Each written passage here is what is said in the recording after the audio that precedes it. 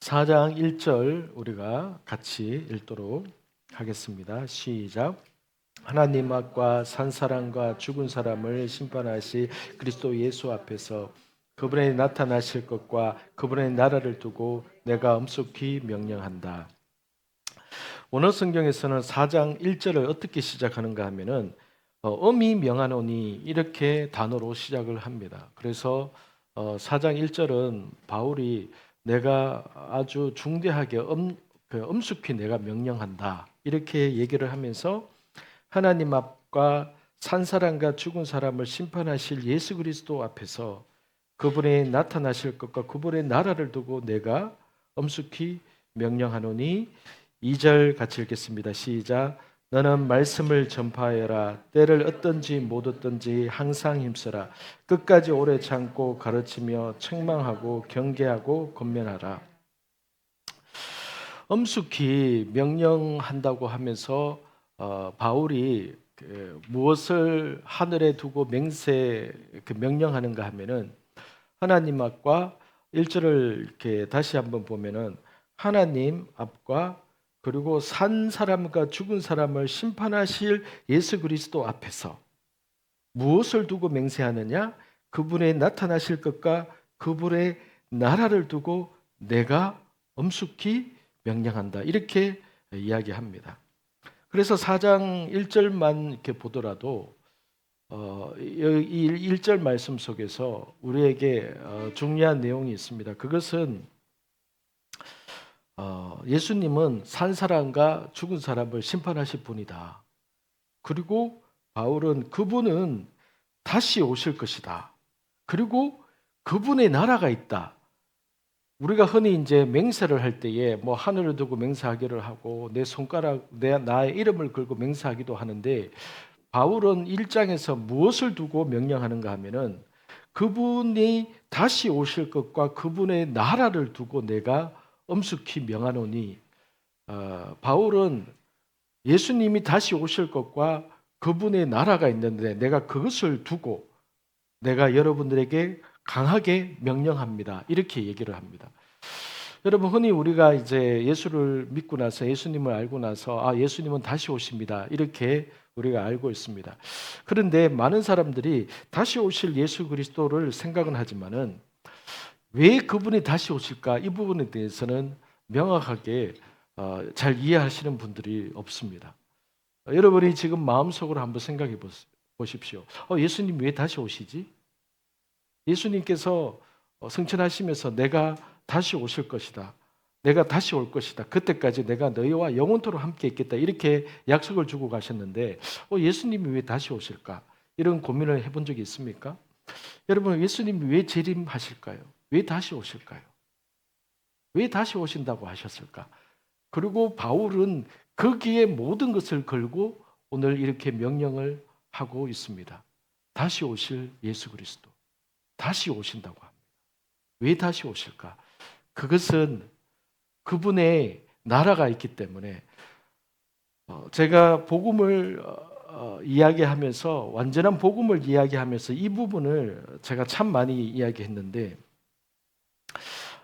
우리가 흔히 복음을 이야기할 때에 예수님은 왕이십니다. 왕이신 나의 하나님 왕이십니다. 예수님은 왕이십니다. 이렇게 얘기를 하지만은 우리는 이것을 믿지만은 세상 사람들은 예수님이 왕인 줄, 예수가 하나님의 아들이라는 것은 교회에서 들었지만은 예수님이 왜 왕이야?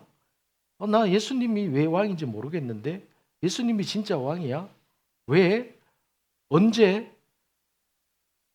그러면은 여러분 교회 안 다니는 사람이나 교회 다니는 사람들에게 있어서 예수님이 왕이시라는 말은 말만 그런 거예요. 말만. 우리에게 있어서 비춰져 있는 이 단어는 예수님이 내 인생에 있어서 주인이니까 왕이라고 하는 거지. 우리는 이렇게만 생각을 합니다. 그런데 오늘 1절에서도 무엇을 얘기하는가 하면 그분이 다시 오실 것과 그분의 나라를 두고 내가 명령을 한다 이렇게 얘기를 하는데 예수님의 나라가 있다고 얘기를 합니다. 예수님이 다스릴 나라가 있다라고 바울이 엄숙히 그것을 두고 명령하는 겁니다. 그러면은 하나님은요, 이 땅 가운데 하나님이 이 세상을 왜 심판할 수밖에 없는지, 왜 오랫동안 참으시고 복음을 증거했지만은 그 마지막에는 왜 심판할 수밖에 없는지, 이 부분을 예수님이 이 땅에 오셔서 통치하는 모습을 보여주시면서 만방의 세상 열방 가운데 그분이 진짜 왕이시라는 것을 그때서야 드러내실 겁니다. 그렇기 때문에 예수님이 왜 다시 오시는가, 예수님이 왜 재림하시는가에 대한 질문에 대한 해답은, 그분은 이 땅에서 오셨지만은 이름도 없고 겸손하고 십자가에서 죽으시는 모습을 2000년 전에 사람에게 보여주셨지만은 한 번도 그분이 왕이신 모습으로는 이 땅에 보여준 적은 없습니다. 2000년 전에는 너무나도 연약하고 볼품없고 나사렛에서 무슨 선한 것이 있어? 그리고 예수님을 봤지만은 이분이 진짜 메시아인가? 라는 의심이 들 정도로 너무나도 형편없고, 어떻게 이분이 유대인의 왕이지? 이런 생각이 들 만큼 너무 형편없는 모습으로 예수님은 초림하셨습니다. 그런데 그렇게 하실 수밖에 없는 이유는 그분이 우리의 죄를 지기 위해서, 십자가에서 죄를 멸하기 위해서 그분은 처음 세상에 오셨을 때는 그렇게 오실 수밖에 없었던 것이죠. 그런데 왜 그럼 다시 오시느냐? 다시 오실 때에는 그분은 심판하러 오시는 거거든요. 다시 오실 때는 왕으로서, 이 땅의 진정한 주인인 왕으로서 심판하러 오신다고 말씀하시거든요. 그래서 예수님이 왜 다시 오실까? 예수님의 왕의 모습을 우리에게 보여준 적이 없기 때문에 진짜 참다운 왕이라면 어떻게 되는지, 오늘날 이 땅 가운데 여러분, 옛날에는 왕정 국가에서는 왕의 모습을 많은 사람들이 봤지만 오늘날에 왕정 국가는 어디입니까? 킹덤. 뭐 영국을 흔히 이제 킹덤이라고 얘기를 하거든요. 그런데 그냥 이름뿐이 왕이 있는 것이고, 또 일본도 이름뿐이 왕이 있는 것이고, 실제적으로 왕이 나라를 통치하고 다스리고 하는 나라를 잘 찾아보기 힘듭니다. 태국도 사실은 왕권을 가진 왕이 있지만은 실제적으로 나라를 다스리고 통치하는 것은 총리가 하기 때문이죠. 그래서 오늘날에는 진짜 왕이라면은 정말로 참다운 진실된 왕으로서 인류를, 사람들을 어떻게 선하고 아름답게 다스린지에 대해서 왕으로서의 모습을 우리는 이 땅에 있는 인류는 볼 수가 없습니다. 그래서 오늘날의 왕에 대한 이미지는 돈 많고 권좌에 있고 계속해서 대대손손 그냥 그 명예직을 누리는 그러한 모습, 이것이 이 땅의 모든 사람들에게 보여지는, 비춰지는 왕의 모습입니다. 그래서 사람들은요, 정말 참다운 왕이라면 어떠한 모습으로 세상을 다스리는지를 모든 인류는 본 적도 없고 보지도 못했습니다. 그래서 하나님이 에덴 동산을 창조하셨을 때에 그 에덴 동산 안에서 아담과 하와가 하나님을 섬기고 순종하면서 하나님이 하나님의 백성 아담과 하와를 통해서 이 땅을 어떻게 다스리시는지를 하나님은 우리에게 보여주고 싶어 하십니다. 우리뿐만 아니라 세상에 있는 사람들에게.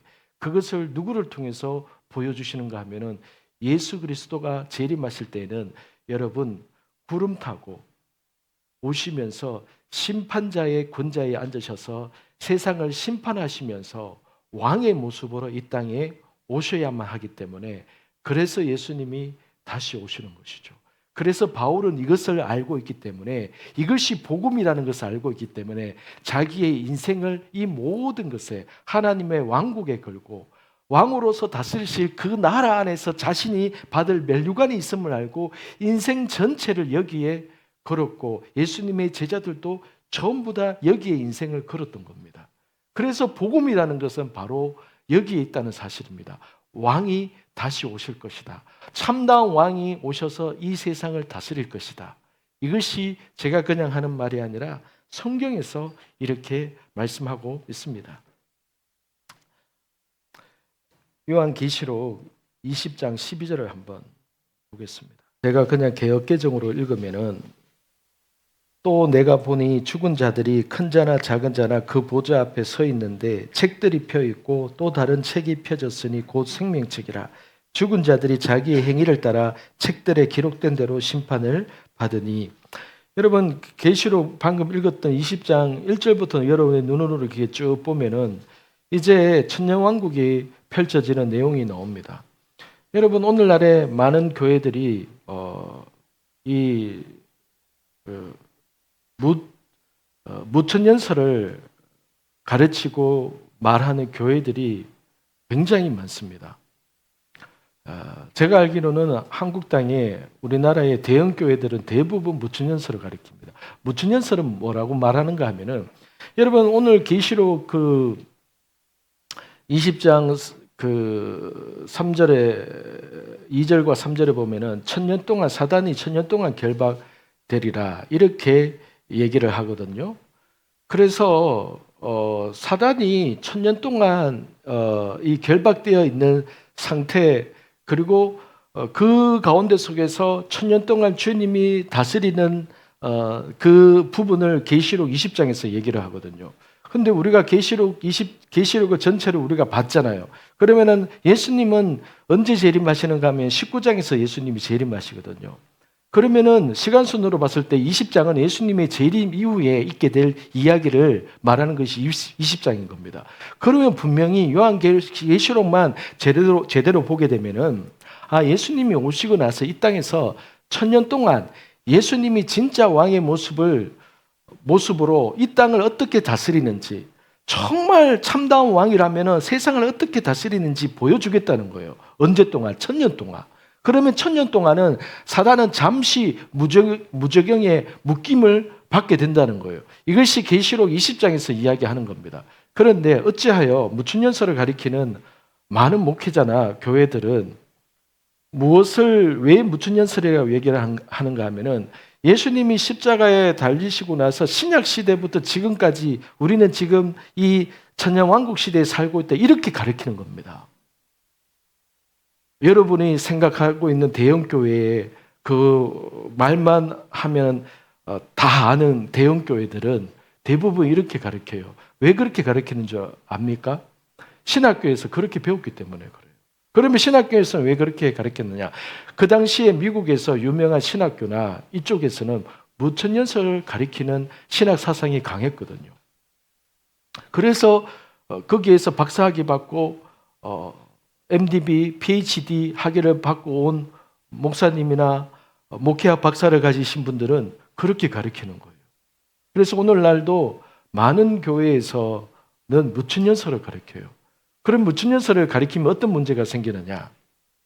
성경에서는 분명히 예수님이 재림하고 나서 천년왕국이 있을 것이고 계시록 20장에 보면은 이 천년왕국에 주님과 함께 천년 동안 다스리는 그 자는 복을 받게 될 것이다. 이 천년왕국이 들어오는 자는 하나님 앞에 복을 받은 자니다. 이렇게 얘기를 하는데 천년왕국이 없다라고 가리키는 교회의 그러한 설교를 듣고 그 가르침을 받게 되면은 이 땅에서 예수님 오실 때까지 그냥 지금처럼 예수만 잘 믿고 이렇게 살면 돼.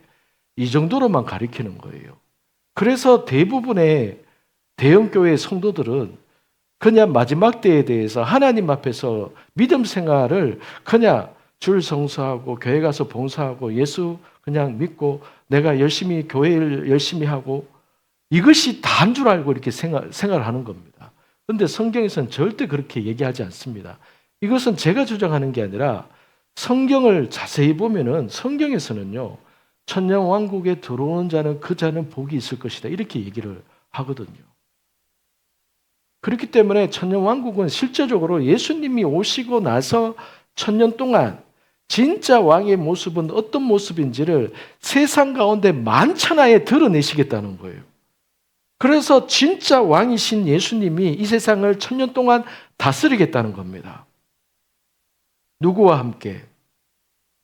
휴고되고 그리고 무덤에서 살아난 그 첫째 부활한 그 주님의 성도와 함께 예수 믿지 않고 죽었던 그 자들은 천년 동안은 계속 무덤에 있다가 천년이 차고 나서 천년왕국이 끝나고 났을 때에 예수님이 천년 동안 왕의 모습을 보여주고 났잖아요. 그러면 마지막 때에 계시록 20장 12절에서 이제는 천년왕국이 찼기 때문에 이제 세상의 마지막 끝 심판을 백보자에 앉으셔서 예수님이 심판하시겠다는 거예요. 그것이 오늘 4장 1절에서 말하는 예수님은 산자와 죽은 자를 심판하신다. 이것은 성경에서 명확하게 얘기합니다. 예수님은 천년왕국이 끝나고 났을 때에 심판한다는 근거구절은 방금 읽었던 계시록 20장 12절입니다. 계시록 20장 1절에서 11절까지가 천년왕국에 대한 내용이 나오기 때문에, 그러면 12절은 천년왕국이 끝나고 나서 예수님이 백보자에 앉으셔서 산자는 누구를 말합니까? 예수님이 재림하실 때에 살아있었던 자, 죽은 자, 예수님이 재림하실 때에 이미 무덤 속에 있었던 자, 그들을 심판하신다는 거예요. 백보자에 앉으셔서. 그래서 예수님은 반드시 심판하러 오시는데 천년 동안은 진정한 왕의 모습이 어떠한 모습인지를 천년 동안 이 세상 가운데 속에서 보여주시겠다는 거예요. 그 보여주시겠다는 천년왕국의 그러한 내용이 스가랴서에 나오고 이사야서에 나옵니다. 뱀을 집어도 독사에 물려도 죽지 않고 어린 양과 사자가 함께 뛰어놀고, 어린 양과 사자가 어떻게 함께 뛰어놉니까? 사자가 바보입니까? 잡아먹어야지. 그것은요, 성경에서 그냥 환상을 얘기하는 게 아니라 천년왕국 때는 실제적으로 이런 일이 있게 될 것이다 를 얘기를 하는 부분인 것이죠. 그렇기 때문에 무천년설에 대한 가르침을 받은 사람들은 그러한 구절을, 어린 양과 사자가 함께 뛰어놀고 뱀을 집어 올리고 이런 것들을 천국에 있는 이야기인가? 나중에 천국 가면 이런 것이 있을 거라는 얘기인가? 천국에 뱀이 왜 있고 그런 게 왜 있습니까? 그러니까 이 계시록을 제대로 공부하지 않으면은 대부분의 성도들이, 제가 생각할 때는 우리 한국 교회의 한 70% 80%는 무천년설을 아마 믿고 있을 거예요. 왜냐하면은 많은 교회가 그렇게 가르치기 때문에. 한 30% 40%는 이 천년왕국이 실제로 존재하게 될 것이다라고 가르치고 있습니다. 그런데 점점 이 천년왕국이 실제하는 것임을 가리키는 교회와 목회자가 점점 많아지고 있습니다. 근데 초기에 복음이 한국 교회에 전파되었던 초기에는 어떠했나? 초기에는 천년왕국이 실제한다라고 믿었어요. 옛날에 초기라고 말하면 우리 할아버지 때라든가 여러분 나이 때에 보다 훨씬 많은 70대나 80대의 그런 성도들은 그때는 천년왕국을 그렇게 믿고 그렇게 들었어요. 그런데 80년대 90년대에 유학 갔다 와서 박사학위 받고 온 목회자들에 의해서 설교하는 설교들은 무천년설을 가리킨다는 거예요. 80년대 90년대 신학적인 주류가 바뀌어버렸기 때문에 그렇게 된 결과인 겁니다. 그런데 신학에 따라서 우리가 믿는 것이 달랐어야 되겠습니까? 우리는 성경에 있는 말씀 그대로를 우리는 믿고자 하고 우리는 알아야 되는 것이죠. 그래서 예수님은 왜 다시 오시는가? 정확하게는 왕의 모습을 보여주기 위해서 이 땅에 다시 오신다는 것이고, 그때에는 심판하러 오신다는 거예요. 왜요? 초림하셔서 십자가에 못 박히시고 나서부터는 이 땅에 하나님의 나라, 주님의 나라가 세워지는데, 나라라면은 왕이 있어야 되고 땅이 있어야 되고 백성이 있어야 되잖아요. 근데 왕은 이미 예수님이 십자가에 못 박혀 돌아가시고 부활하시면서 왕이 생겼어요. 땅은 이 지구입니다. 근데 하나님의 백성이 12명밖에 없는 거예요. 그러면은 하나님이 그렇게 해서 어떻게 하나님의 나라를 보여주겠냐는 거죠. 그래서 예수님이 재림하실 때까지 하나님의 백성을 모으시겠다는 그 기간이 은혜의 기간, 재림하실 때에 십자가 사건 이후부터 예수님이 재림하실 때까지는 하나님의 백성을 모으는 기간이 되는 겁니다. 그래서 열방 가운데 하나님 나라를 선포해라, 복음을 선포해라, 내 백성을 끌어들여라, 내 백성으로 만들어라. 그래서 예수님이 다시 오실 때까지 이 기간은 모든 사람들에게 있어서 선택의 기로에 서 있게 되는 겁니다. 하나님의 백성이 될 것인가? 사단의 백성으로 살다가 죽을 것인가? 그래서 예수님이 재림하실 때까지는 모든 인류에게는요, 선택의 기로에 놓여 있게 되는 겁니다. 그런데 그 선택의 모든 시간이 오랜 기간 동안에 주어지고 있잖아요. 아직까지 예수님 안 오셨기 때문에. 그런데 예수님 오시고 나시면 얄짤없이 그대로 그냥 심판을 행하신다는 겁니다. 이것이 다시 오실 예수 그리스도의 모습. 백마 타고 구름 타고 오셔서 마지막 때에 천년왕국이 끝나고 나서 계시록 20장 12절에는 예수님이 보좌에 앉으셔서 심판하신다는 거예요. 그런데 어떻게 심판하신다고 계시록 20장 12절에 나왔는가 하면은 책이 펴져 있더라 이렇게 얘기를 합니다. 책이 펴져 있더라. 책이 펴져 있으니 곧 생명책이라. 다니엘서 7장 10절을 여러분 한번 찾아보기 바랍니다. 다니엘서 7장 10절.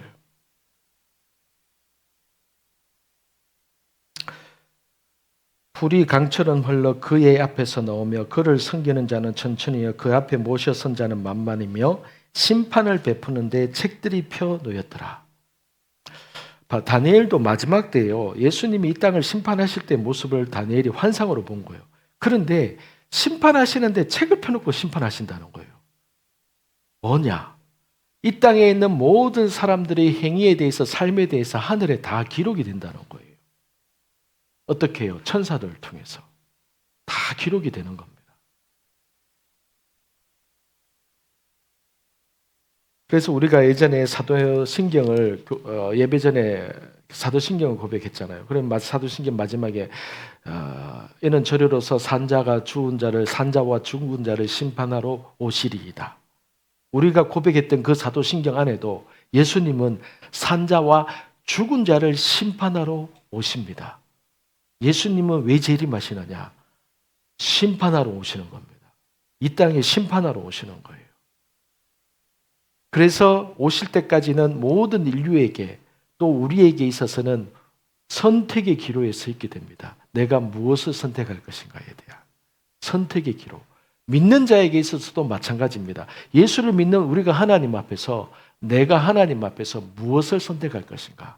내가 하나님의 말씀에 따라 내 부르심을 따라 나는 무엇을 선택할 것인가? 내가 그것을 유기할 것인가? 나는 그것을 붙잡으려고 할 것인가? 매 순간이 선택의 시간인 겁니다. 예수님이 오실 때까지는. 그래서 그리스도 안에 있는 자들은 하나님이 그 백보자 앞에서 우리를 향해서 심판하실 때는 상급과 멸류관을 누구에게 줄 것인지 누구에게 안 줄 것인지에 대한 심판을 하시겠다는 거예요. 그게 마지막 때에 우리 믿는 자들에 대한 심판이 되는 겁니다. 심판에 대한 구절은요, 성경에 엄청 많습니다. 제가 한번 읽어볼게요. 히브리서 9장 27절. 한 번 죽는 것은 사람에게 정해진 것이요 그 후에는 심판이 있으리니. 사람은 한 번 죽는 것은 이미 정해져 있다. 모든 사람은 죽게 돼 있다. 그런데 세상 사람들은 죽음이 끝이라고 보는 거예요. 알고 있는 거예요. 세상 사람들은 죽음이 끝이라고 생각해요. 그래서 살아있는 동안에 이 육신의 삶 동안에 흥청망청 내가 있는 동안에 내가 최대한 내 육신을 위해서 즐기고 살아가는 것을 인생의 목표로 삼는 것이죠. 그런데 성경에서는 착각이다. 죽고 나서는 심판이 있다. 이렇게 얘기를 하고 있는 것이죠. 심판하실 때에 책을 펴놓고 심판하신다는 거예요. 그래서 하늘에는 여러분 두루마리 책이 있습니다. 하늘에는. 시편에 보더라도 하나님이 우리를 향해서 이 땅 가운데 이사야서 42장인가요? 이사야서 42장 우리말 버전으로 보면 이런 게 나오죠. 하나님이 각 시대마다 사람을 불러내어서 이 일을 행하게 하셨으니 이런 표현이 있거든요. 이사야 42장. 하나님은 모든 인류 가운데 각 시대마다 1930년대에는 누가 태어나기를, 1940년대에는 누가 태어나기를, 1972년에는 누가 태어나기를 하나님께서 그 정도는 하나님께서 미리 정하셔서 그 시대에 맞는 사람들이 태어나게 하셔서 그 시대에 하나님 바라는 삶을 살도록 하나님께서 두루마리 책에 기록해 놓았다 하는 것이 시편 37편에도 나오고 두루마리 책에 기록되었느니라. 우리를 향해서 정한 것이 하루가 지나기 전에 하늘의 책에 기록되어 있느니라. 이렇게 말하거든요. 그래서 성경에는 책이 있다. 너희를 향해서 기록해 놓은 책, 생명책뿐만 아니라 그 책에는 우리의 인생이 이 땅에서 어떻게 살기를 바라는지에 대한 하나님의 계획과 뜻이 책에 기록되어 있다. 그래서 우리를 심판할 때는 우리가 이 땅 가운데 속에서 하나님이 기록한 대로, 하나님이 원래 그 사람에게 바라고 계획했던 대로 그 삶을 살고자 노력하고 그 삶을 위해서 갔는지 안 갔는지를 가지고 하나님이 우리에 대해서는 심판하실 것이다. 그래서 하나님은, 예수님은 심판하실 때에 그냥 순간에 즉흥적으로 심판하시는 게 아니라 책을 펴놓고 심판하신다. 그 책에는 우리의 모든 것이 기록이 되어져 있더라. 이 이야기를 이렇게 하는 겁니다. 그래서 바울은 이것을 알고 다시 오실 그리스도, 심판하실 그리스도, 그리고 그분의 왕국을 두고 내가 엄숙히 명령한다. 그래서 바울은요, 예수님이 심판한다는 것을 바울은 이미 3층 하늘에 몇 번 갔다 오고 나서 바울은 이미 알았던 겁니다. 세상이 어떻게 끝나게 되는지 바울은 이미 알았던 겁니다. 그래서 바울의 인생 가운데 속에서 자신의 모든 인생을 어디에 걸어야 될지 바울은 보고 깨닫고 믿었던 것이죠. 그렇기 때문에 바울이 이 디모데후서를 마무리하는 이 4장에서 첫 마디가 무엇이라고 말하냐면, 내가 엄숙히 명령하겠는데 디모데야, 다시 오실 예수님이 왕으로서 오시는데 그분은 심판하실 것이다. 그것을 두고 내가 엄숙히 명령하노니 2절 너는 말씀을 전파해라. 그런데 여러분, 왜 말씀을 전파하라고 할까요? 우리가 흔히 복음을 전파하라, 유앙겔리온 이런 헬라어를 쓸 것 같은데 왜 로고스, 말씀을 전파하라. 내가 엄히 명하노니 너는 말씀을 전파해라. 왜 이 디모데후서 4장 2절에서는 복음을 전파하라고 하지 않고 말씀을 전파하라고 할까요?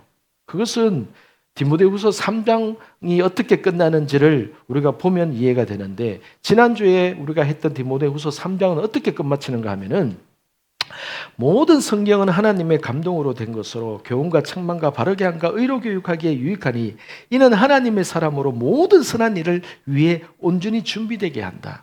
모든 성경은, 여기에 말하는 모든 성경은, 우리가 오늘 보는 이 신약 성경은 AD 400년 초에 이게 완성이 됐거든요. 그러면은 바울이 얘기할 때에 모든 성경은 이라는 것은 이미 기록되어져 있는 구약의 율법과 그리고 이미 내가 너희들에게 준 이 서신들, 이것을 집대성해서 모든 성경은 이라고 이렇게 표현한 겁니다. 그래서 헬라어 원어에도 모든 성경은 이라는 단어의 뜻은 기록되어진, 보존되어진 그 기록물들은 이렇게 되어 있습니다. 원어에는.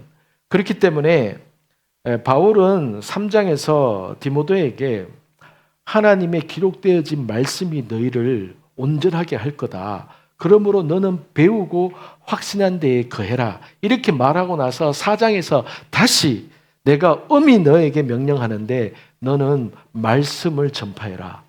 왜 복음을 전파하지 않고 말씀을 전파하라 했는가 하면은, 복음은요, 예수 그리스도의 복음, 아까 얘기했던 그러한 예수 그리스도 왕이신 그분을 믿어야 하나님의 백성이 된다.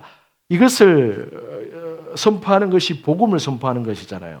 그런데 2절에서 말씀을 전파하라라고 할 때에 이 의미는 무엇인가 하면은, 2절 우리가 읽었던 말씀을 다시 보면은, 말씀을 전파하라. 때를 어떤지 못 어떤지 항상 힘쓰라. 끝까지 오래 참고 가르치고 책망하고 경계하고 권면해라. 책망하고 경계하고 권면해야 하기 때문에 말씀을 가르치라고 하는 겁니다. 순간적으로 일회성으로 복음 전해라, 예수 전해라 라고 하는 게 아닌 겁니다. 바울이 죽기 전에 디모데에게 경고하면서 엄히 명령 내리는 것은 무엇이냐 하면은, 너희는 가는 곳곳마다 제자를 삼아서 가르치게 해야 되는데, 제자 삼는 것은 복음을 전하고 끝나는 것이 아니다. 제자 삼는 것은 예수 믿게 하고 나서 뭐 섬기게 하고 교사하게 하고 식당 봉사하게 하고 그런 게 아니다.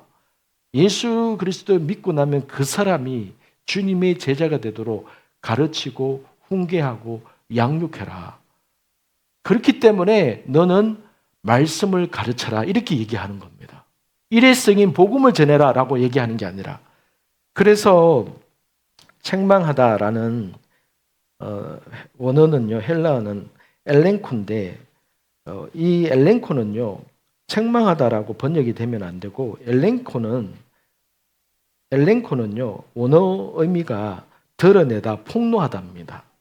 그러므로 바울은 디모데에게 뭐라고 말하는가 하면은 너는 말씀을 전파해라. 말씀을 전하면서 드러내라. 자신의 어떠함을 하나님 앞에서 내가 어떤 모습으로 서 있는지를 말씀 앞에서 드러내게 해라. 폭로해라. 이 얘기를 하는 거예요. 경계하다라는 이 단어의 헬라어 원어 뜻은요, 에피티마오인데 꾸짖어라 이 말입니다. 경계하고라는 뜻은 원어의 의미는 꾸짖어라 이 얘기입니다. 권면하여라라는 원어의 의미는 파라칼레오. 근데 이것은 훈계하다라는 뜻입니다. 그래서 바울의 이 2절에서 말하는 말씀을 전파하는데 어떻게 전파해야 되는가에 대해서는 세 가지 단어를 가지고 엘렌코, 에피티마오, 파라칼레오 이 세 가지 방법으로 말씀을 전파하라고 한 거예요. 그러면 이 세 가지 의미가 뭐냐 하면은 드러내라. 말씀 앞에서 그 자신의 상태를 드러내게 해라. 그리고 그 말씀 앞에서 꾸짖어라. 그리고 훈계해라. 어떻게 해요? 오래 참음으로. 왜요? 사람은 잘 안 바뀌니까. 사람은 잘 안 바뀌는 거예요. 그래서 양육하고 가리키는 자에게 필요한 게 인내하고 오래 참는 겁니다. 왜요? 하나님이 나에 대해서 그렇게 하셨기 때문에. 하나님이 먼저는 나에 대해서 오래 참으시고 나를 변화시킬 때까지 아버지께서 정말로 많이 참으셨기 때문에. 그것을 깨닫는 사람이 사람들을 양육하고 말씀을 가르칠 때에 오래 참게 되고 기다리게 되고 기도하게 되고 함께 울게 되고 그렇게 되는 것이죠. 그래서 여러분 다시 한번 1절과 2절을 바울의 가르침을 요약하면은 바울은 엄히 명령하는 그 내용이 뭐냐 하면은 말씀을 전파해라. 어떻게? 드러내고 꾸짖고 훈계하면서 말씀을 전파해라. 이렇게 얘기한 겁니다. 그래서 이 땅에 있는 교회는요, 특히 바울이 이 내용을 어떤 시각에서 말하는가 하면은 마지막 때에 상황이 그러하기 때문에 마지막 때가 될수록 말씀을 앞에서 드러내라, 훈계해라, 드러내고 꾸짖고 훈계해라 이렇게 얘기를 하는 겁니다. 3장에서부터 마지막 때는 이렇게 얘기를 하잖아요. 말세에는 이러한 때가 오나니 그러면서 4장에 내가 엄숙히 명령하는데 너는 말씀을 가르쳐라. 마지막 때에. 왜? 3절 보겠습니다. 같이 읽겠습니다. 시작. 때가 오면 사람들이 바른 교훈을 받지 않고 오히려 욕심을 따라 귀를 즐겁게 하는 말을 하는 스승들을 많이 모아 들을 것이다. 왜냐하면 마지막 때가 되면요, 사람들에게 있어서 제일 많은 문제가 귀에 있어서 문제가 생길 것이다. 왜? 듣는 것을 싫어한다는 거예요. 듣는 것을 싫어해요, 사람들은. 모두가 그래요. 모두가 그렇습니다. 훈계를 싫어하는 시대가 마지막 때라는 거예요. 그래서 마지막 때는요, 가르치는 자도 교만하고 듣는 자도 교만을 해서 가르치는 자도 교만하게 가르치고 듣는 자도 교만하게 안 들으려고 한다는 거예요. 그래서 때가 오면은 사람들이 바른 교훈을 받지 않고 욕심을 따라서 자기의 귀에 듣고 싶은 말을 하는 사람들의 귀와 그런 유튜브나 그런 내용들을 들으려고 한다는 거예요. 귀로 잘 안 들리고 듣기 싫어하는 것은 안 듣고 싶어 한다는 거예요. 4절 또 그들은 진리에서 돌이켜 호황된 이야기에 귀를 기울일 것이다. 5절 같이 읽겠습니다. 시작. 그러나 너는 모든 일에 정신을 차리고 고난을 받으며 전도자의 일을 하며 네 임무를 다하여라. 가르치는 자에게 있어서 성도에게 있어서 마지막 때는 이런 모든 것이 그냥 고난이라고 여겨라. 이렇게 얘기를 하는 겁니다. 말씀 앞에서 여러분 우리가 드러나고 폭로되고 하나님 앞에 꾸짐을 받고 이것이 마지막 때에 이렇게 하지 않으면요 사람이 내 자신이 안 변한다는 거예요. 우리가 안 바뀐다는 거예요. 그렇기 때문에 마지막 때는요 사단이 가장 우리의 길을 못 듣게 하고 우리의 귀에서 듣는 것을 힘들어하게 하고 그렇게 하게 되는 겁니다. 그래서 예레미야서에서도요 하나님이 유다 백성 하나님 앞에서 마지막 그 이스라엘 예루살렘이 함락되기 전에 있는 이스라엘 백성들을 향해서 하나님이 뭐라고 했는가 하면 그들의 귀가 문제다 이렇게 얘기를 하는 거예요. 예레미야서 6장 10절에 보면요 할례 받지 못한 귀에 대해서 이렇게 말을 해요. 내가 누구에게 말하며 누구에게 경책하여 듣게 할꼬 보라 그 귀가 할례를 받지 못하였으므로 듣지 못하는도다. 보라 여호와의 말씀을 그들이 자기에게 요구로 여기고 이를 즐겨하지 않는다. 그러면 하나님의 말씀을 요구로 여겼다는 거예요. 이스라엘 사람들이. 듣기 싫어했다는 거예요. 사람은 안 바뀝니다. 오늘날에도 마지막 때 되면은요. 교회 안에서도 사람들은요. 하나님의 말씀을 힘들어하면서 듣기 싫어하고 욕까지로는 뭐 안 여길지라도 그냥 경히 듣게 되고 짜증나면서 싫어하게 되고 그렇게 하게 된다는 거예요. 이 시대가 그러하고 항상 사단이 우리의 길을 그렇게 건드린다는 거예요. 우리에게 있어서. 그것이 사단이 결국은 못 듣게 함으로 인해서 우리로 하여금 멸망의 길로 수렁텅이에 빠지게 하는 방법이 못 듣게 하는 거거든요. 그래서요, 귀의 문제는요, 항상 있어 왔었습니다. 예수님이 요한복음 8장 43절에 뭐라고 얘기를 하는가 하면은 내가 이렇게 말하는데도 왜 너희가 하나님의 말씀을 듣지 못하느냐.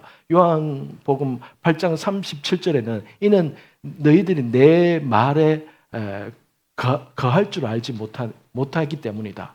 그리고 나서 쭉 얘기를 하시다가 8장 43절에 뭐라고 얘기하는가 하면 어찌하여 내 말을 깨닫지 못하느냐. 이는 내 말을 들을 줄 알지 못함이니라. 이 말씀을 누구에게 하셨는가 하면요. 8장 중반에 보면은 예수께서 자기를 믿은 유대인에게 말씀하시되 이렇게 얘기합니다. 안 믿는 자들에게 말한 게 아니라 자기를 믿은 유대인들에게 하신 말씀입니다. 예수를 믿는다고 하지만은 귀가 문제인 거예요. 안 들리는 거예요. 하나님의 말씀이. 그래서 여러분 성도에게 있어서 불행한 것은 뭐냐 하면은요. 한 교회를 1년 10년을 다녀도 내가 말씀을 통해서 변화가 없고 은혜를 못 받는데 그러나 인간적인 관계로 그 교회에 꾸준히 다니는 거 그게 불행한 거예요. 그게 함정입니다. 근데 그게 함정인지 몰라요, 사람들은. 제가 최근에 지옥에서 온 판사 그 드라마를 하나 봤거든요. 근데 그 드라마 보니까 그 중간에 이런 장면이 나오더라고요. 막 온갖 불법을 저지르는 그 국회의원 온갖 비리와 불의를 저질렀고 그 장면 속에서 기도의 내용을 처음부터 끝까지 드라마상에서 보여주더라고요. 살아계신 하나님 아버지 오늘도 우리 가족을 지켜주시고 쭉 하면서 마지막에 예수 이름으로 기도합니다. 아멘. 몇 개월 정도예요. 몇 개월 정도. 그러면 그 드라마 작가나 그 드라마를 제작하는 사람들이 봤을 때는 오늘날 교회에 다닌다는 사람들의 장로나 집사나 성도들이 그렇다는 거예요. 그렇게 비춰진다는 거예요. 그들이 생각할 때는 교회에 다니는 사람들이 온갖 나쁜 짓은 다 하면서 기도할 때는 살아계신 하나님 아버지 오늘도 우리 가정을 지켜주셔서 하나님께서 지켜주셔서 우리에게 오늘도 이런 복을 주시고 이런 지혜를 주시고 이런 복을 받게 해주셨습니다. 이렇게 하는 모습을 그렇게 드라마상에서 그렇게 적나라하게 그렇게 보여주더라고요. 그거를 보면서 제 마음에 여러분 그 모습이 우리 주변에 없겠습니까? 우리 주변에 있는 내용을 이렇게 보여준 게시지 않습니까? 그러면은 그런 사람들은 예수를 안 믿는다고 할까요? 그 사람들은 예수를 믿는다고 합니다. 왜요? 교회를 나가죠. 기도를 그렇게 하죠. 예수님 믿습니까? 하면 저 믿습니다 라고 이야기를 할 거예요. 그래서요 여러분, 하나님 앞에서의 이 질문에 있어서 사람들이 멈칫하게 하는 질문이 뭐냐 하면은, 너는 나를 알지 못한다. 예수님 믿습니까? 하면요 대부분의 교회 다니는 사람들은 예수님 믿어요 이렇게 말하지만은, 교회 다니는 사람에게 당신 하나님을 얼마나 압니까? 당신 하나님을 아십니까? 하나님은요 신약 성경에 불의한 청직이나 이런 사람들을 심판하고 판단하실 때에 내가 너를 알지 못하노라. 너는 나를 알지 못한다. 제가 대만에서 들었던 음성이, 너는 목사지만 너는 나를 알지 못한다. 너는 나를 알지 못한다. 나 하나님 믿는데요. 저 목사인데요. 저 선교사인데요. 그게 아니라 네가 나를 아느냐. 네가 나를 아느냐. 안다고 착각한 것이지 하나님을 모른다는 거예요. 실제적으로. 그래서 드라마상에 나오는 그러한 범죄자들이 그렇게 기도하고 교회 다니고 직분이 있지만은, 만약에 사람들이 하나님이 아니라 할지라도 사람들이 당신 하나님에 대해서 아세요? 라고 하면은 그런 말을 들으면 약간 멈칫거릴 거예요. 나는 교회는 다니고 나는 예수님을 믿는데 내가 하나님을 아는가? 이 질문 앞에서는 양심적으로 고민하게 될 겁니다. 그래서 여러분, 하나님을 내가 아느냐 모르느냐, 이게 중요한, 오늘날에 있어서 굉장히 중요한 질문이 되는 겁니다. 마지막 날에 하나님께서 우리를 판단하실 때에도 나는 너를 알지 못한다, 또는 너는 나를 안다, 너는 나를 아느냐, 나는 너를 모르는데 너는 나를 아느냐, 이러한 질문들, 이것이 우리를 불편하게 하는 질문들입니다. 그렇기 때문에 우리가 하나님의 말씀을 듣는 그 말씀 앞에서 내 자신이 폭로되고 드러나고, 그것이 뭐가 됐습니까? 내가 바뀌고 내가 하나님을 아는 것이 중요하지. 그 체면이 뭐가 중요합니까, 여러분? 어차피 하나님이 다 알고 계시는데.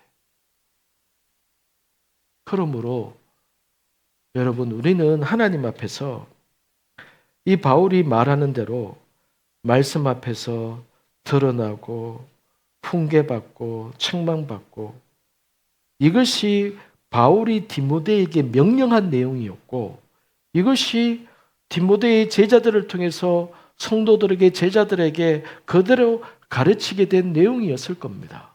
말씀을 이렇게 가르쳐라. 말씀을 이렇게 전해라. 이것이 바울의 마음이었고, 바울이 죽기 전에 하나님으로부터 받은 마음이었던 겁니다. 성경 저 1년에 1독해요. 안 읽는 것보다는 낫지만은 그 일독한들 그게 무슨 소용입니까? 하나님을 아는지, 말씀 앞에서 내가 얼마나 드러나는지, 그것을 통해서 내가 고침받고 하나님 앞에서 새로워지느냐, 그것이 중요한 것이지. 교회를 1년, 2년, 3년 다녔는데 나는 말씀은 잘 은혜는 못 받겠어. 그러나 나 교사하고 교회 봉사하고 나는 열심히 교회를 열심히 하고 있어. 하나님이 나를 축복하실 거야. 착각일 수도 있는 거예요. 착각일 수도.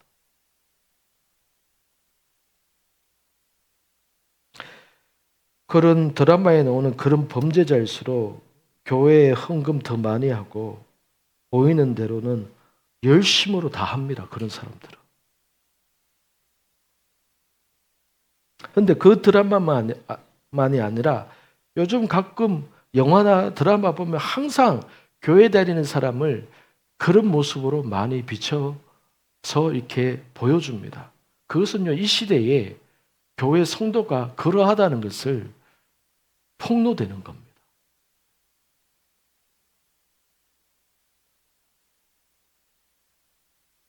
6절 같이 읽겠습니다. 시작.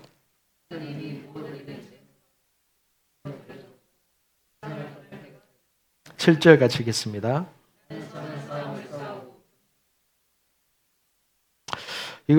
이것이 이제 오늘 말씀의 제목인데, 바울은 6절에서 자신이 떠날 때가 되었음을, 자신이 이제 죽임을 당할 것임을 이미 주님으로부터 이미 들었을 것이고, 이것을 디모데에게 나는 이미 떠날 때가 되었다. 내가 이미 재물과 같이 하나님 앞에 드려졌고 나는 세상을 떠날 때가 되었다. 자신의 죽음을 이미 알고 있는 바울의 모습이죠. 그럼에도 불구하고 두려워하거나 염려하거나 걱정하지 않는 이유는 1절과 같이 바울은 어디에 자신의 인생을 전부 걸었느냐? 하나님의 왕국, 다시 오셔서 그 주님과 함께 다스리실 그 왕국의 모든 것을 걸었기 때문에 바울은 지금 자신이 곧 죽게 될 그 인생이 그것이 크게 느껴지지 않았던 겁니다. 저는 7절 말씀이 저와 여러분의 어떤 그 비문이나 어떤 묘비에 쓰여진다면은 이런 7절 말씀이 쓰여지면 좋지 않을까 하는 생각을 해봅니다. 나는 선한 싸움을 싸우고 경주를 마치고 믿음을 지켰다. 얼마나 자신 있고 멋진 말인지. 누구누구는 선한 싸움을 싸우고 경주를 마치고 믿음을 지켰다. 2020년 5월 28일에 그 목요 말씀 기도를 저녁에 딱 끝났을 때에 급하게 저한테 전화가 와서 계대 병원에 이렇게 갔을 때에 이범락 장로님이 그때 이제 마지막으로 임종하시기 직전에 그렇게 계셨었습니다. 그때에 그 권사님을 통해서 얘기 들어보니까 여보 마지막에 여기 아들 왔는데 마지막에 애들한테 할 얘기 좀 하시라고 하니까 말씀을 겨우겨우 하면서 하셨던 말씀이 딱 두 마디를 하셨대요. 자녀한테. 오직 믿음. 그 말을 하고 이렇게 눈을 감으셨다고 이렇게 합니다.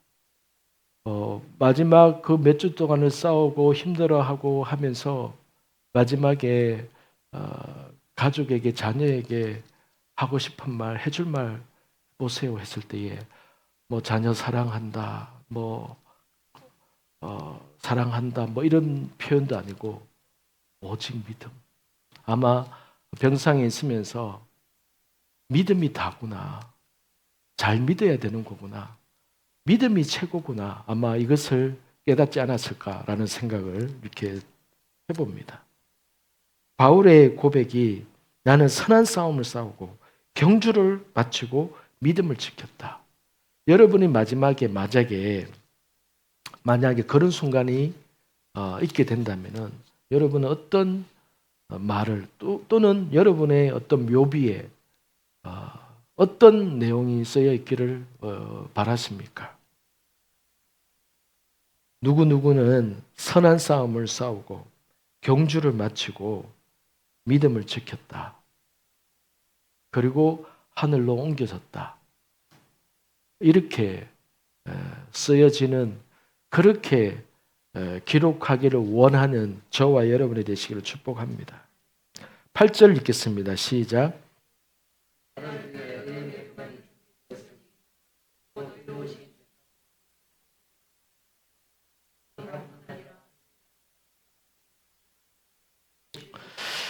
이제 나를 위해 의의 면류관이 준비되었으니, 바울은요 자신을 위해서 면류관이 준비되었다는 것을 바울은 본 거예요.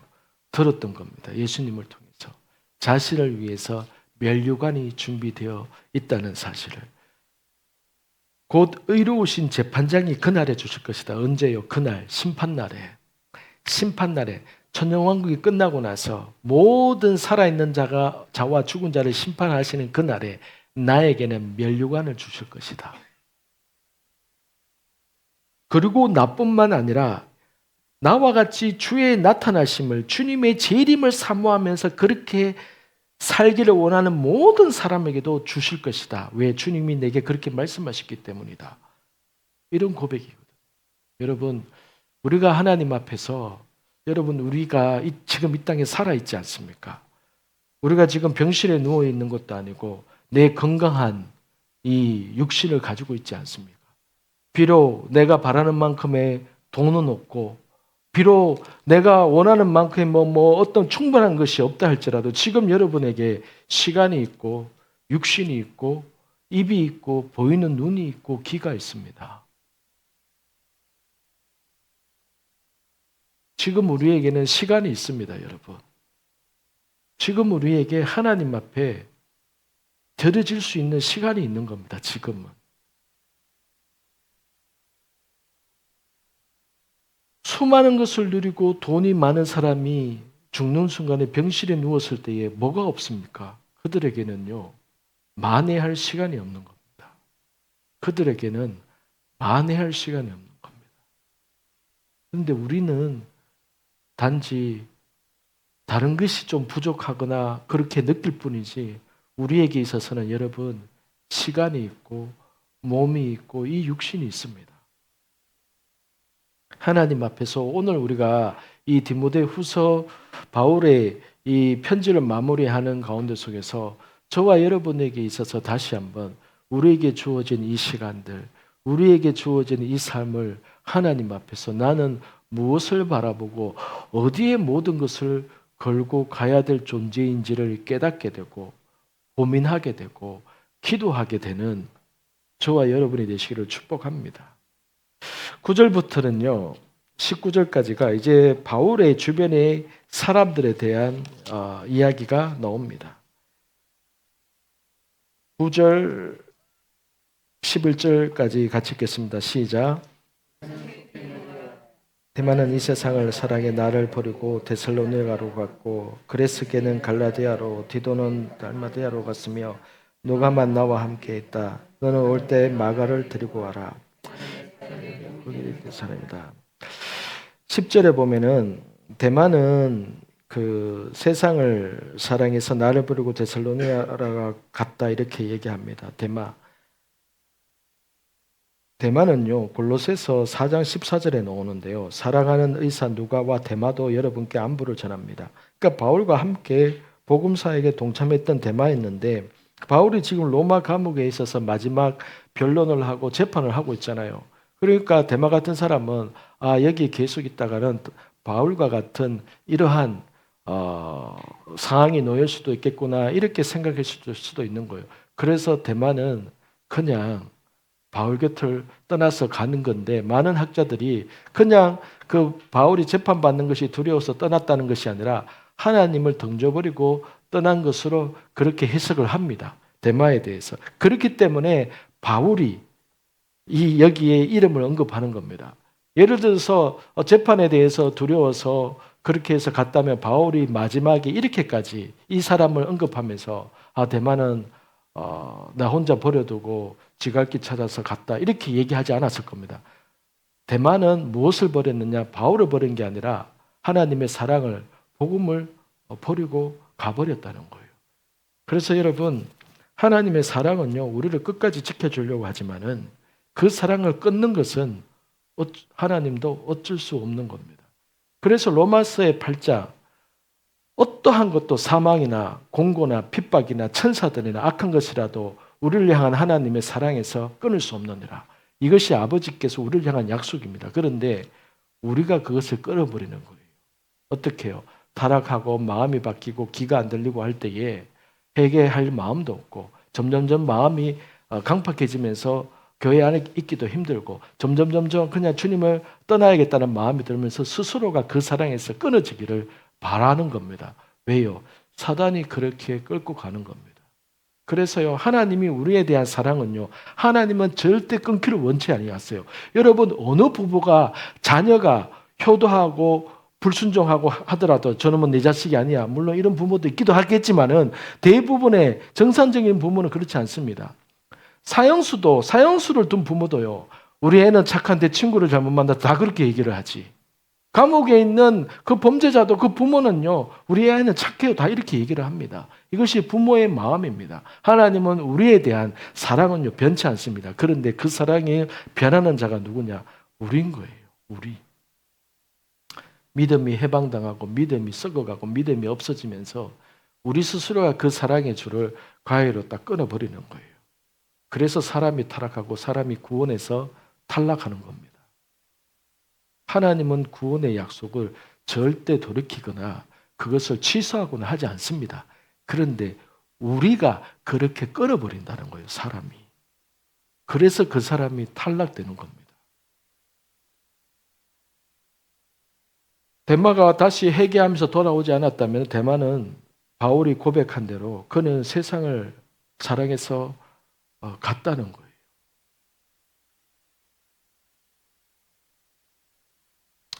그래서 걔는요, 이 성경에만 나오고 어떤 사람인지 안 나옵니다. 11절 누가는 의사이자 누가복음의 저자이고 바울의 마지막을 로마에 함께 머물면서 뒷바라지하면서 기록한 사람이 이 누가입니다. 사도행전을 누가가 기록했고 바울의 마지막을 옆에서 끝까지 있으면서 글로서 기록한 사람이 이렇게 누가입니다. 마가는요, 2차 전도 여행 때 바울 그 밤무섬의 그 섬에 갔다가 힘들어서 이렇게 도망간 바나바의 조카죠. 그래서 그것 때문에 바나바랑 그 바울이 심각하게 싸웠죠. 그래서 바나바는 주의 일에 그렇게 헌신되어 있지 않은 자는 전도 여행 할 수 없다. 나는 신라 데리고 갈란다. 바나바는 그래도 잘 설득해서 처음이라서 안 그렇겠냐. 다 네 같지가 않다. 그러니까 살살 구슬려서 데리고 가자. 바울은 절대 안 된다. 그래서 바울과 실라는 따로 가고 바나바와 요한은 마가 요한은 따로 또 간 거예요. 그래서 싸워서 갈라졌거든요. 그런데 바울의 노년에 마가를 좀 데리고 와라. 그가 내게 유익하다. 이렇게 얘기를 하는 겁니다. 두기고 12절에 내가 두기고를 에베소로 보냈다.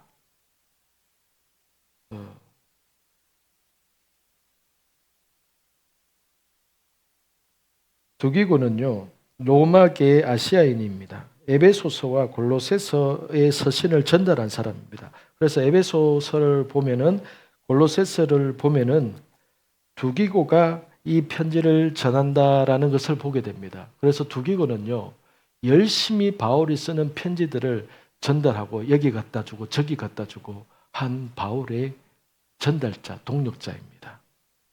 13절 같이 읽겠습니다. 시작. 브로와 가브리엘 온 것으로 오고 저건 특별히 양피지에 쓴 것을 가지고 오라. 14절 시작. 우리 세공자의 알렉산더가 내게 많은 해를 입혔다. 주께서 그가 행한 대로 갚아 주실 것이다. 알렉산더가 바울을 어떻게 판단했는지 하나님께서 갚아 주시기를 그렇게 기도한 것이죠. 16절 17절 같이 읽겠습니다. 시작.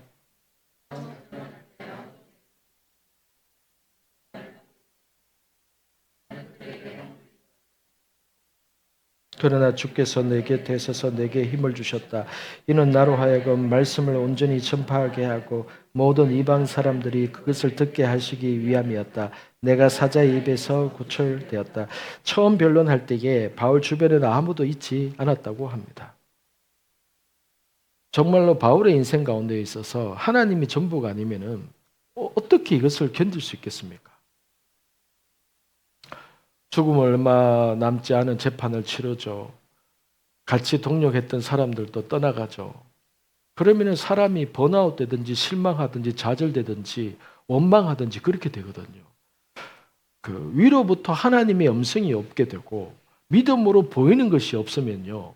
사람은 이 순간에 있어서 절대적으로 바울이기 때문에 버티는 게 아니라 바울도요. 보이는 게 없고 들리는 게 없으면요. 이 상황을 견딜 사람은 아무도 없습니다. 여러분. 저도 마찬가지고 여러분도 마찬가지입니다. 그러나 바울에게는요. 주님이 네가 이제 여기서 죽을 것이다. 그리고 너에게는 생명이 면류관이 예비되어 있다. 너의 이 모든 것을 네 아들 디모데에게 가르쳐라. 이것을 듣고 보고 했기 때문에 바울의 인생의 마지막을 이렇게 태연하게 마무리하면서 자신과 함께 동역했던 사람 이름을 16사람 나옵니다. 16사람을 하나하나 언급하면서 이렇게 얘기를 하고 있는 겁니다. 그리고 17절과 18절에서 주님께서 결국은 나에게 은혜를 주시고 나에게 능력을 주셔서 내가 이렇게 견딜 수 있다. 18절 같이 읽겠습니다. 시작. 주께서 나를 모든 그에서 건져내 구원하셔서 그분의 하늘나라에 들어가게 하실 것이다.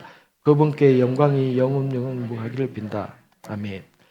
19절 브리스길라와 아굴라는요, 우리가 사도행전에서 잘 아는 대로 부부죠. 오네시보로 이 사람은요, 바울이 지금 현재 로마 감옥에 갇혔을 때에 다른 사람들은 다 외면했을 때에 바울을 옆에서 돌보았던 사람 중에 한 사람입니다. 오네시보로. 20절 에라스도는요, 바울의 동력자이고 고린도 성의 재무를 맡은 공무원입니다. 에라스도는요, 공무원으로서 바울을 동력하고 도왔던 사람으로 이렇게 나옵니다. 그리고 20절에 드로피모는요, 에베소에 있는 이방인 그리스도인인데 아시아에서 바울과 함께 선교에 동행했던 사람입니다. 드로피모. 21절 같이 읽겠습니다. 시작. 너는 겨울이 되기 전에 서둘러 내게로 와라. 어블로와 부데와 리노와 글라우디아와 모든 형제들이 그대에게 안부를 전한다. 어블로는요, 지금 바울이 로마 감독에 갇혀 있을 때에 함께 했던 친구이자 이방인 그리스도인입니다. 그래서 여러분, 이 어블로라든가 부데라든가 글라우디아, 이 리노, 이 사람은요, 로마에서 하나님의 자녀가 될 로마 시민권자인 이방인 그리스도인인 겁니다. 부데는요, 이 사람 로마인이고 바울과 끝까지 순교당할 때까지 함께 했던 사람입니다. 그래서 어떤 면에 있어서 바울과 함께 동력하고 1, 2, 3차 전쟁을 쭉 했던 사람들 가운데 중간에 도망간 사람도 있고 남아있는 사람도 있지만은 로마에서 감옥에 갇혀 있으면서 복음을 전하고 해서 얻게 된 이 사람들은요, 바울이 순교당할 때까지 끝까지 함께 있었던 사람이 이런 어블로, 부데, 리노, 글라우디 이런 사람들이었던 거죠. 그러니까 하나님은 여러분 떠나는 사람도 있는 반면에 새로 얻게 된 사람을 통해서 바울의 마지막 길을 함께 지키게 하고 돕게 하고 섬기게 했던 겁니다. 부데하고 글라우디아하고 리노는요, 명확하지는 않지만 어떤 학자들은 부부 사이라고 합니다. 아니, 부데하고 글라우디아가. 그래서 부데는 남자고 글라우디아는 그 아내인데, 이 글라우디아는 영국 출신이고 영국 왕의 딸일 가능성이 많다, 이렇게 얘기를 합니다, 학자들이. 그래서 이 로마 감옥에 갇혀 있는 바울에게 이러한 사람들이 섬기고 오늘날로 말하면 영치금 넣어주고 먹을 것 이렇게 먹여주고 입혀주고 이렇게 한 거예요. 그리고 리노는요 21절에 나오는 리노는요, 바울과 베드로 순교 후에 로마 교회의 최초 감독, 오늘날로 말하면 로마의 최초 교황이 리노라고 합니다. 이 리노 다음에 두 번째 교황이 클레멘트가 되고 이렇게 되는 겁니다.